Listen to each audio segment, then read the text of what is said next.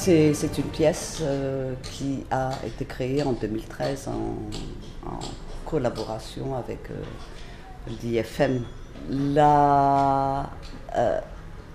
Et on a fait appel à des auteurs. Ce qui était la base donc des écrits que nous demandions, c'était ceux qui nous promettent un avenir n'ont rien à nous offrir au présent. Donc, c'est ça la genèse, on va dire, et puis il y a des textes qui sont arrivés, nous les avons compilés, nous-mêmes nous avons écrit individuellement, et après, il a fallu faire des choix, et après une structure, c'est-à-dire habiller, donc ceux qui nous promettent un avenir n'ont rien à nous offrir au présent. Et ceci a donné les voix D. Qu'est-ce que c'est les voix D? C'est donc quelque part un état de la situation au présent, de la situation un peu politique, mais en même temps aussi de la société à l'heure actuelle.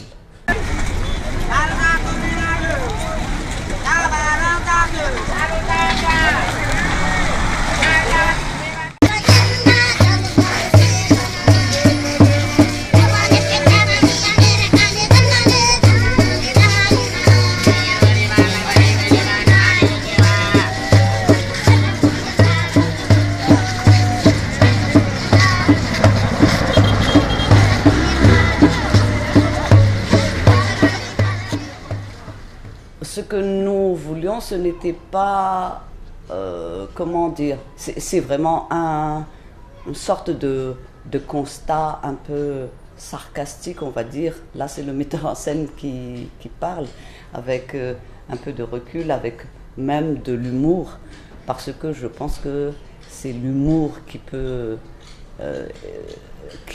sauver encore, et non pas le mélodrame ou autre chose comme ça. Voilà.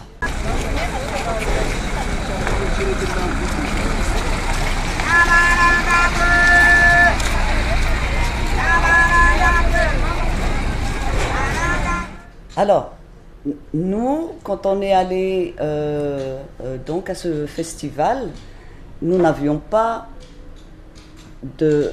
d'adaptation à faire. On s'est dit, voici notre pièce, voici ce que nous ressentons, ce que nous voyons. Maintenant, il faut présenter ça au public du festival et aux autres artistes, aux autres compagnies qui étaient là. Et donc, l'accueil pour nous était d'abord une curiosité, mais on était, comment dire, on était sincère dans notre approche, authentique, intègre, je ne sais pas comment on peut dire ça, mais c'est Yuizu Kaon, entre guillemets, Yuizu Kaon. Et donc, l'accueil pour nous était, on va dire, un chaud au cœur, parce que du coup, le public a dit, mais nous sommes pareils, mais nous vivons à peu près les mêmes situations. Il y a des différences comme dans ce qu'ont écrit des journalistes, parce qu'il y a eu des articles là-dessus. Il y a un article où il est dit « Nous avons regardé et nous nous sommes retrouvés dedans. Ma voisine qui était avec moi disait oh mais nous vivons la même situation comme ça, je ne sais plus dans quel état, et l'autre dit mais moi aussi, et c'est ça. Donc, est-ce qu'on peut dire donc que la pièce représente l'Afrique? Je pense que la pièce représente l'Afrique. Ce n'est pas. Je sais que nous parlons de quartier de Tananarive, dans Tananarive, des choses qui se passent à Madagascar, mais en fait la pièce, elle est africaine. C'est la première fois, en ce qui me concerne, que je suis allée en Afrique vraiment pour un festival et pas en touriste ni et c'est vraiment une je vais pas dire une révélation, c'est trop, mais pour moi ce n'est pas un choc culturel. Ce festival de Bénin, c'est sa 14e. Et c'est le 14e festival. Et l'État s'en occupe.